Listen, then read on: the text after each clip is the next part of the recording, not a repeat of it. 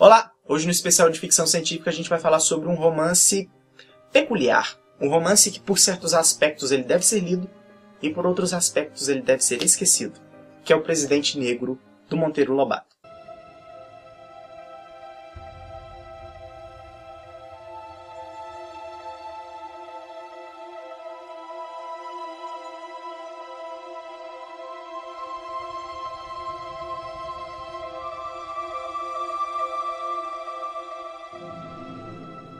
Monteiro Lobato foi um escritor paulista que nasceu ainda no século XIX, em 18 de abril de 1882, e morreu aos 66 anos. Ele é um dos autores mais influentes da nossa língua e é muito conhecido pela sua obra infantil do Sítio do Pica-Pau Amarelo, As Renações de Narizinho, As Caçadas de Pedrinho, mas também tem uma vasta obra adulta que reúne contos, cartas, ensaios e tudo mais, e o seu único romance adulto, que é O Presidente Negro. O autor ele sempre foi voltado para essa ânsia do desenvolvimento nacional, tanto que ele se interessou por ferro, por petróleo, e ele fundou a Companhia Editora Nacional, sendo editor de livros, uma editora que ainda existe. Toda essa busca dele e o envolvimento com os Estados Unidos mostra que ele queria trazer o desenvolvimento aqui para o nosso país. O romance foi primeiro publicado em forma de folhetins no jornal carioca Amanhã durante 3 semanas, em 1926.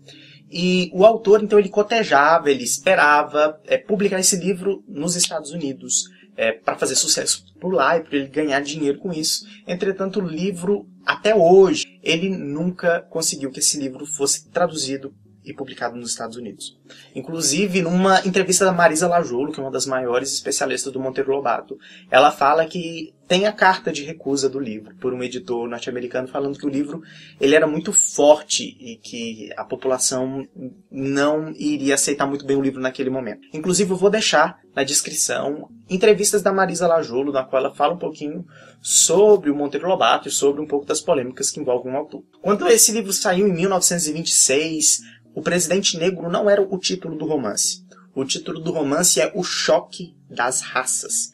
E esse título explica muito melhor o que você vai encontrar nesse romance do que O Presidente Negro. Mas não sei por que 20 anos depois ele foi trocado. Apesar do que não adianta trocar o título se você não troca o conteúdo, né? É verdade. Você só está querendo vender a coisa com outro nome. Da onde você pensa que o Monteiro Lobato escreveu uma ficção científica? O Monteiro Lobato ele traduziu H.G. Wells, e a ficção científica é um meio interessante de abordar ideias. E foi um meio extremamente interessante para o Monteiro Lobato para ele abordar as ideias que ele cultivava.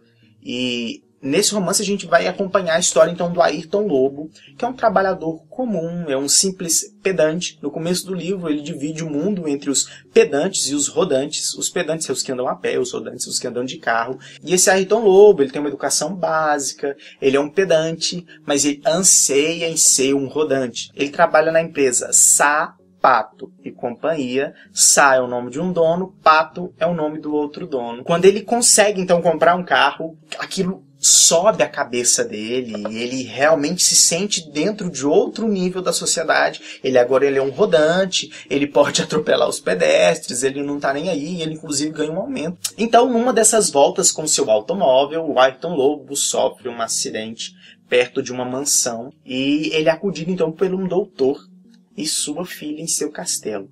E lá dentro desse castelo, o Ayrton Lobo ele vai ser apresentado a uma máquina que consegue enxergar o futuro criado por esse doutor super inteligente, que é o porviroscópio. Através do porviroscópio, eles podem ver o futuro até daqui 3 séculos. E essas visões do futuro vão guiar o nosso romance. Então o romance soa mais como um relato contado pela Miss Jane, que é a filha desse doutor. E através desse relato da Miss Jane, a gente acompanha a história. Ele simplesmente vai para lá aos domingos, senta com a Miss Jane e ela simplesmente conta o que acontece daqui a 2 séculos nos Estados Unidos. É um romance estranho justamente por não apresentar uma ação em si e não faz você ficar com aquela vontade de ir até o final. Eu quase desisti desse livro, mas não foi simplesmente pelo fluxo da história, foi mais por algumas ideias que acabam nos aterrorizando um pouco. Tá, mas o que acontece daqui a 2 séculos nos Estados Unidos que aterroriza tanto os leitores de O Presidente Negro? Naquela época, o choque das raças estava muito forte. os negros não eram mais negros, digamos assim. Eles inventaram desse pigmentador, ou seja, os negros eles tinham uma cor mais esbranquiçada, eles passaram um processo para tirar a cor característica da pele, e agora eles têm um tom meio leitoso, digamos.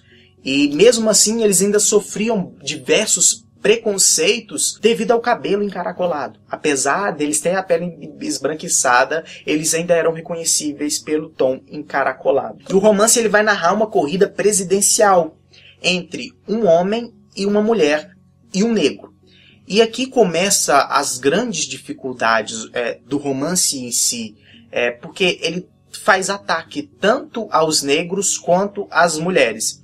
Primeiro que essas mulheres, essas euvenistas, elas defendem que a mulher ela não é a esposa da espécie Homo sapiens. Ela teria vindo de uma outra espécie, por isso que ela não seria tão entendida e tão mais fraca. E o homem, por ter perdido a sua mulher, a espécie Homo sapiens, por ter perdido o seu espécime fêmea, acabou pegando essa outra espécie fêmea e incorporando ela à sua espécie. Por isso que ela não é entendida, por isso que ela não compreende muito bem, não responde com a mesma inteligência que o homem. Mas o grande problema está realmente em relação ao que o autor pondera sobre os negros. Mas aqui você fala, mas é só um romance, mas não é uma vantagem política. Só que a composição que o Monteiro Lobato cria no livro é muito estranha. Por exemplo, diferente de todas as outras obras que a gente tem de ficção científica, por exemplo, em 1984, a gente tem um personagem que está no mundo, um livro que carrega outras barbaridades, assim como no livro do Monteiro Lobato, mas o personagem ele não se adequa ao meio. Ele não quer ficar ali, ele não está habituado àquilo. Então isso passa uma mensagem para o leitor de que aquele mundo bárbaro não é algo positivo. Da mesma forma que em Admirável Mundo Novo, o romance demora a apresentar um contexto, mas para já não vender uma ideia que ele não quer, ele já coloca no começo um personagem que já está meio assim diferente daquele mundo. E ele conta a história de uma forma que desvaloriza esse futuro catastrófico. E depois ele apresenta um personagem selvagem que contradiz tudo aquilo que ele disse. Ou seja, vende que aquele mundo catastrófico é um mundo ruim. Entretanto, em Um Presidente Negro, a Miss Jane, que conta essas passagens do futuro, engrandece esse futuro. Eu fiquei o romance inteiro esperando o personagem que negaria o futuro. O personagem que teria aversão a tudo isso que está acontecendo. Mas isso não acontece. E é realmente frustrante. E aqui, num dos capítulos mais problemáticos, tem muitos capítulos problemáticos, mas no capítulo que chama Céu e Purgatório, a Miss Jane ela tá falando um pouquinho sobre a América do futuro, tá tecendo um elogio magnífico aos Estados Unidos, dizendo por que eles são essa nação tão desenvolvida, uma nação tão prestigiada, que tem coisas tão positivas no seu meio, e aí ela vai falar então do único problema que ingressou nos Estados Unidos, que diz o seguinte a Miss Jane: lá ia chegar. Entrou o negro, e foi esse o único erro inicial cometido naquela feliz composição. Erro impossível de ser corrigido, aventurei. Também aqui arrostamos com igual problema, mas a tempo acudimos com a solução prática. E por isso penso que ainda somos mais pragmáticos do que os americanos. A nossa solução foi admirável. Dentro de 100 ou 200 anos terá desaparecido por completo o nosso negro, em virtude de cruzamentos sucessivos com o branco. Não acha que fomos felicíssimos na nossa solução, Miss Jane? Miss Jane sorriu de novo com o meigo e enigmático sorriso do professor Benson. Não acho, disse ela. A nossa solução foi medíocre e estragou as duas raças, fundindo-as. Presta atenção nesse trecho. O negro perdeu as suas admiráveis qualidades físicas de selvagem e o branco sofreu a inevitável piora de caráter, consequente a todos os cruzamentos entre raças díspares. Então, simplesmente, o romance ele dá essa ideia de controle genético da população. O que acontece em Admirável Mundo Novo? Você tem um controle genético do cidadão que nasce. Você tem uma seleção das qualidades melhores, do que as raças merecem. Eles tiram as qualidades, eles tiram as deficiências genéticas, as deficiências físicas dos seres que nascem. É uma eugenia em si, mas não é uma eugenia que é vendida como algo positivo, como acontece no Presidente Negro. Os Estados Unidos é desenvolvido porque eles fizeram o controle da população, porque eles tiraram as prostitutas, porque eles tiraram os pobres, porque eles tiraram os estúpidos, porque eles tiraram os deficientes físicos. Tudo isso tirado, a raça ruim dos Estados Unidos, o negro agora sendo dizimado, favoreceu os Estados Unidos na visão do Monteiro Lobato. É uma venda da eugenia, algo que eu antes discordava, mas que nesse romance acontece. Não sei se é algo que acontece nos outros romances do Monteiro Lobato. E é o que acontece no romance. O Ayrton Lobo, da mesma forma que você, que não conhecia a eugenia, que não conhecia esses contextos, que é às vezes um ser humano com educação básica, quando é apresentado por essa ideia e pela forma como o romance apresenta, fica admirado com isso. Pelos encontros com a Miss Jane e pelo que ele escuta com ela, ele fica admirado e ele quer vender essa ideia, o que ele faz aqui.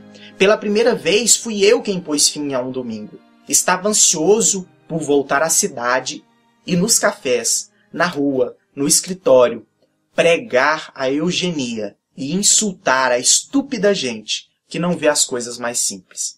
É um romance assustador, mas é um romance que merece ser lido justamente para a gente debater essas coisas, para a gente conversar sobre essas ideias, sobre o que está acontecendo, para conversar sobre construção da história e sobre como o autor colocar personagens que são contrários ou não às ideias pode vender uma ideia totalmente diferente. Se o Ayrton Lobo fosse desfavorável a essa ideia, o romance te impactaria de uma forma totalmente diferente. Poderia ser um romance totalmente espetacular, mas sem vender uma ideia tão medíocre. Mas é um romance nacional, um romance de ficção científica, e deve ser lido justamente para a gente discutir sobre esses aspectos. O nosso problema, um dos nossos grandes problemas, é que as questões difíceis a gente deixa de lado e não as discute. Eu acho que esse romance te deixa com horror.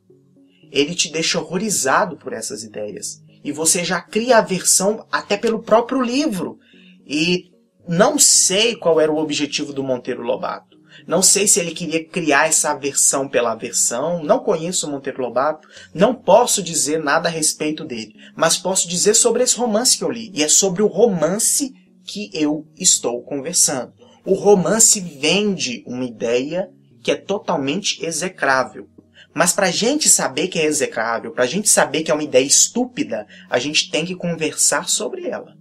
Para a gente saber que é uma ideia que não pode nem passar pela nossa cabeça depois, a gente tem que ler, pensar sobre ela e falar, não, eu quero isso longe dos meus pensamentos, eu quero isso longe da humanidade. É um romance totalmente polêmico, mas eu acho que deve ser lido pelos aspectos que eu já citei. É sério, esse livro tem muito pano para manga, mas eu quero que justamente você leia o livro para ter sua opinião. Eu quero que você leia o livro para formar sua opinião e para a gente vir aqui discutir. Ah, não, eu não acho que ele fez isso, ele construiu a história por causa desse ponto. Então leia, forme a sua opinião e vamos aqui conversar sobre o livro, conversar sobre as outras obras do Monteiro Lobato e sobre as polêmicas que envolvem o enredo desse livro. Então espero que você esteja gostando do nosso especial de ficção científica e não deixe de curtir e compartilhar.